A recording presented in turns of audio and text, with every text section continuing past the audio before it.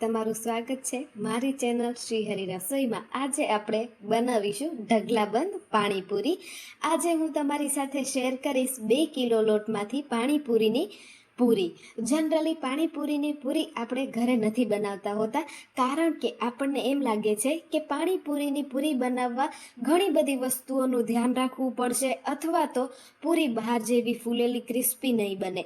પણ હું આજે તમારી સાથે એકદમ પરફેક્ટ રીત શેર કરીશ કે તમારી પૂરી પહેલી વારમાં એકદમ ક્રિસ્પી અને ફૂલેલી દડા જેવી તૈયાર થશે।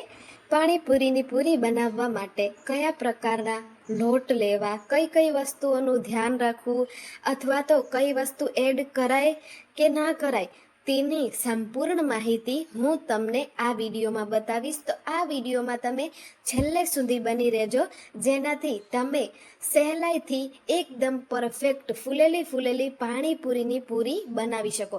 તો ચાલો રેસિપી સ્ટાર્ટ કરીએ। સૌ પ્રથમ મેં અહીંયા મોટું વાસણ લઈ લીધું છે, તેની અંદર હું અહીંયા 1/2 કિલો મેદો એડ કરી રહી છું। ત્યારબાદ 1/2 કિલો જે આપણે ઘઉંનો રોટલીનો લોટ હોય છે તે, અને 1 કિલો સોજી એડ કરી છે મેં। આ એકદમ પરફેક્ટ માપ છે પાણીપુરીની પૂરીનું। બધા જ લોટને આપણે સારી રીતે મિક્સ કરી લેવાનું છે। પાણીપુરીની પૂરી બનાવતી વખતે તમારે સોજીનો જ પ્રયોગ કરવો, આપણે રવો એડ નથી કરવાનો। બધા જ લોટ સારી રીતે મિક્સ કરવા ખૂબ જ જરૂરી છે। ત્યારબાદ હવે આપણે તેની અંદર રૂમ ટેમ્પરેચર પર હોય તે પાણી જ એડ કરવાનું છે। 2 કિલો લોટની અંદર કેટલું પાણી આપણને જોઈએ તે હું તમને લોટ બંધાઈ જાય ત્યારે કહીશ। અત્યારે મેં 2 કપ ભરી અને પાણી એડ કરી દીધું છે। સારી રીતે આપણે લોટ બાંધી લેવાનો છે। મેદો અને ઘઉંના લોટની ક્વોન્ટિટી આપણે ઓછી રાખવાની છે, સોજી આપણે વધારે રાખવાની છે, જેનાથી આપણી પૂરી જે છે તે એકદમ ક્રિસ્પી તૈયાર થાય છે। 1 કપ પાણી ફરીથી હું એડ કરી રહી છું। તો છે ને પાણીપુરીનો લોટ બાંધવો એકદમ સહેલો। મેં અહીંયા કને પાણીપુરીની પૂરી લાર્જ ક્વોન્ટિટીમાં બનાવી અને તૈયાર કરી છે। જો તમારે ઓછા માપ સાથે પાણીપુરીની પૂરી તૈયાર કરવી હોય તો હું તમને એ ઓછું માપ પણ આગળ વિડીયોમાં કહીશ, છેલ્લે સુધી બની રહેજો। હવે આપણે 1/2 કપ પાણી એડ કર્યું છે અને આપણે સારી રીતે લોટને મસળી અને બાંધવાનો છે। બધો જ લોટ ભેગો કરતા જઈશું કાથરોટમાંથી અને સારી રીતે બાંધતા જઈશું। આજે આપણે ઓરિજિનલ પાણીપુરીની પૂરી તૈયાર કરી છે। આપણે પાણીપુરીની પૂરીમાં બેકિંગ સોડા અથવા બેકિંગ પાવડર એડ નથી કરવાના, તેના કારણે પૂરી પોચી પણ પડી શકે છે, એ વાતનું ખાસ ધ્યાન રાખવાનું છે। આપણે મીઠું પણ એડ નથી કર્યું। તો આપણે આટલો લોટ બાંધવા માટે 3.5 કપ પાણીની જરૂરત પડી છે। આપણો પાણીપુરીનો લોટ જે છે એ બંધાઈ ગયો છે, તમે જોઈ શકો છો। નથી તો આપણે ડોને બહુ હાર્ડ રાખવાનો કે નથી તો એકદમ નરમ કરી નાખવાનો, આપણે મીડિયમ થિકનેસવાળો જેને રાખવાનો છે। ત્યારબાદ આપણે લોટને કપડાં વડે ઢાંકી અને 1 કલાક રેસ્ટ કરવા મૂકી દેવાનો છે। તો અહીંયા 1 કલાક થઈ ગઈ છે અને તમે જોઈ શકો છો આપણો ડો જે છે એ પાણીપુરીની પૂરી બનાવવા માટે એકદમ પરફેક્ટ તૈયાર થઈ ગયો છે। એને હવે આપણે એક વખત મસળી લઈશું। એક વખત સારી રીતે મસળ્યા બાદ આ લોટમાંથી નાના નાના ભાગ લઈ અને આપણે લોણા જે છે એ તૈયાર કરતું જવાનું છે। તો તમે જોઈ શકો છો એક સરખા લોણા જે છે એ આપણે બનાવી અને તૈયાર કરવાના છે। તો મેં અહીંયા કને જરૂરત પ્રમાણે લોટ લઈ લીધો છે, તેની અંદર સારી રીતે તેલ લગાવી અને હું લૂણા બનાવતી જઈ રહી છું। તો તમારે લૂણા ઉપર તેલ જરૂરથી લગાવવાનું, જેનાથી આપણા લૂણા જે છે એકબીજા સાથે ચીપકશે નહીં. બાકીનો જે લોટ છે તેને મેં અહીંયા કાથરોટની અંદર બંધ કરી અને રહેવા દીધો છે, જેનાથી આપણો લોટ જે છે તે સુકાઈ ન જાય. જરૂરત પ્રમાણે લોટ લેતા જવાનું અને તેને તેલ નાખી અને મસળતું જવાનું અને તેની અંદરથી એક સરખા લૂણા બનાવતું જવાનું.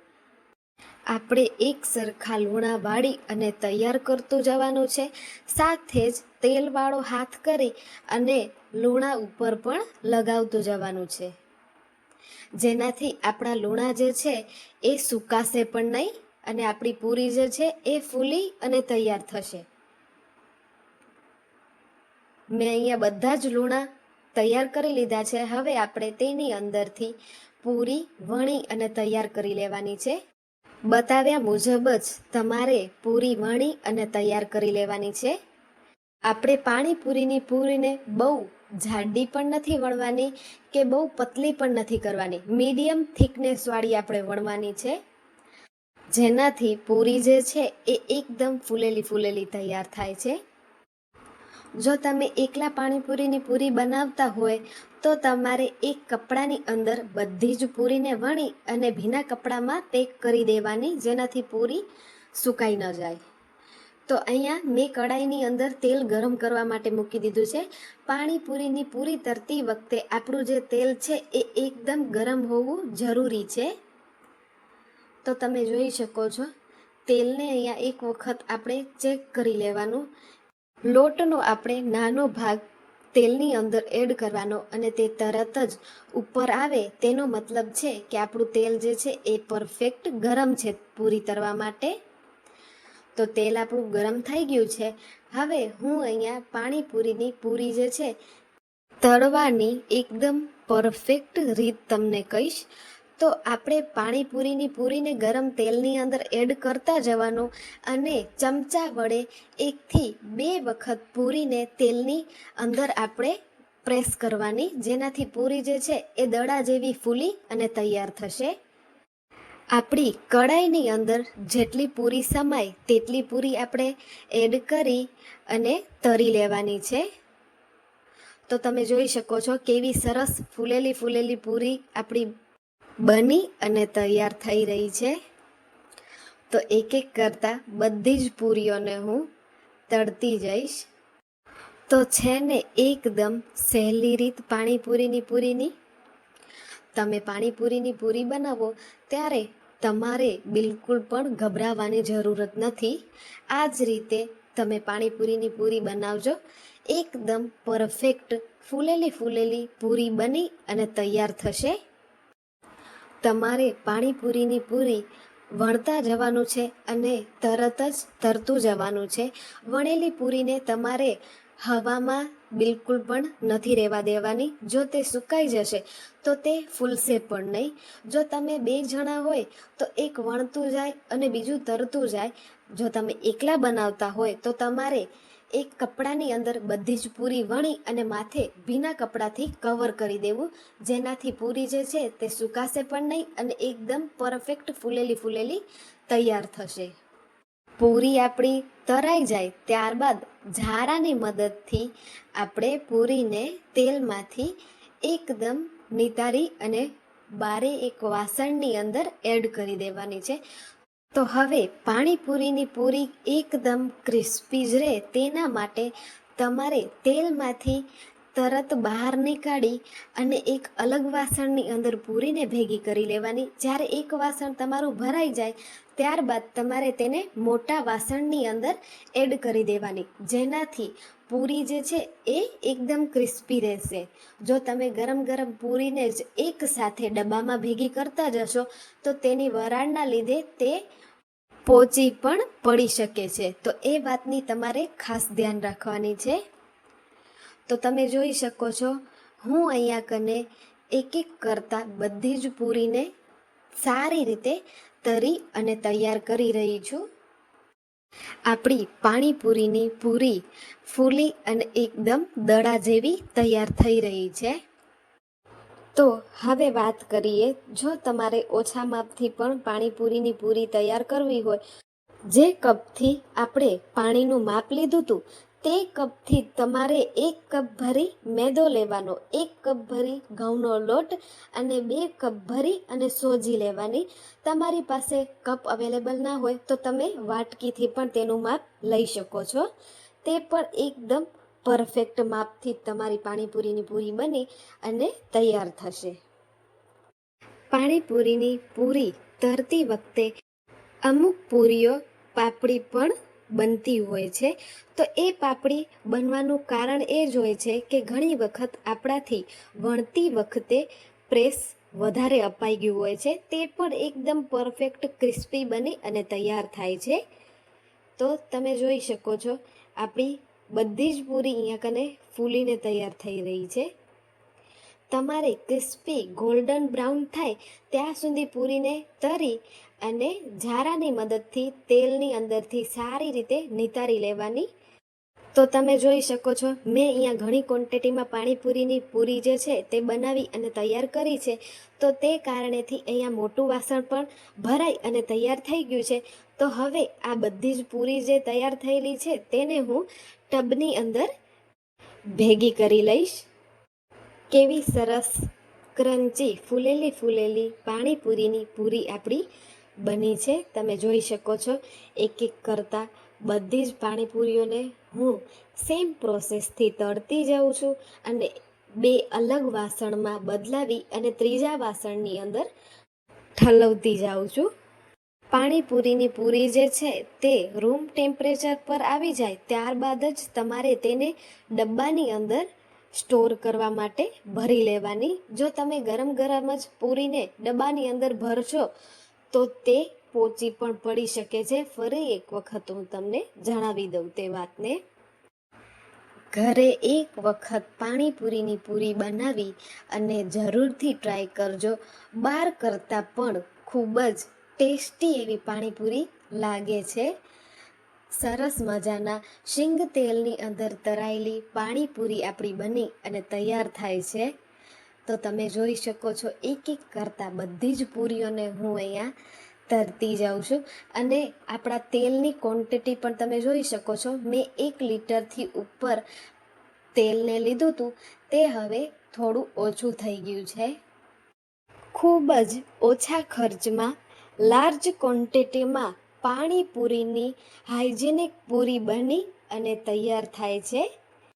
અહીંયા આપણે પાણીપુરીની પૂરીને શીંગ તેલમાં તરી અને તૈયાર કરી છે. તો તેના માટે આપણે આને 1 મહિના સુધી સ્ટોર કરી અને રાખી શકીએ છીએ.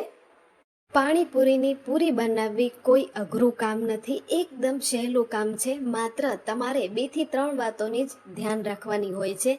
પહેલી વાત તો તે કે આપણો લોટ જે છે તે પરફેક્ટ બાંધી અને આપણે તૈયાર કરવાનો. બીજી વાત છે કે આપણે લોટ અથવા તો લૂણાને સૂકવવા નહીં દેવાના. અને ત્રીજી વાત એ કે એકદમ પરફેક્ટ વણી અને તૈયાર કરવાની.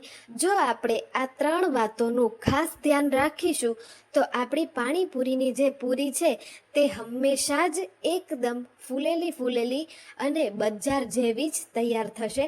તો તમે જોઈ શકો છો મારી પાણીપુરીની જે પૂરી છે તે બધી જ તરાઈ અને તૈયાર થઈ ગઈ છે. અને તમે તેલ પણ જોઈ શકો છો. 2 કિલો પાણીપુરી તરી અને મેં તૈયાર કરી તો પણ તેલનો રંગ જે છે તે બદલાયો નથી, કાળો નથી પડ્યો. બહારના વારંવાર ઉપયોગમાં લીધેલા તેલની તળેલી અનહાઇજેનિક પાણીપુરી કરતાં થોડીક એવી મહેનત સાથે ઘરે જ પાણીપુરીની પૂરી જે છે એ તૈયાર કરી સ્ટોર કરી અને રાખી દેવાની. પછી જ્યારે તમારે મન થાય પાણીપુરી ખાવાનું ત્યારે જ મસાલો અને પાણી બનાવી પૂરીનો આનંદ માણવાનો. તો બધી જ પાણીપુરીની જે પૂરી છે તે બની અને તૈયાર થઈ ગઈ છે. અહીંયા આપણે પાણીપુરીની પૂરી બનાવતા શીખ્યું. આ બહુ લોંગ ના થાય તેના માટે મેં પાણીપુરી સાથે ખાવાની મજા પડી જાય તેવો ચટાકેદાર મસાલો અને ચટપટું પાણી એ બંનેની રેસિપીની લિંક નીચે ડિસ્ક્રિપ્શન બોક્સમાં આપી દઈશ. તો તમે જોઈ શકો છો આપણી એક મોટો ટબ ભરી અને પાણીપુરીની પૂરી બની અને તૈયાર થઈ છે. હવે હું એક પૂરી લઈ અને તમને બતાવીશ કે કેવી સરસ ક્રન્ચી પાણીપુરીની પૂરી આપણી બની અને તૈયાર થઈ છે. તો તમને મારી આ પાણીપુરીની એકદમ પરફેક્ટ રેસીપી કેવી લાગી એ મને જરૂરથી જણાવજો. આજ માટે આટલું જ. ફરી મળીએ નવી રેસીપી સાથે.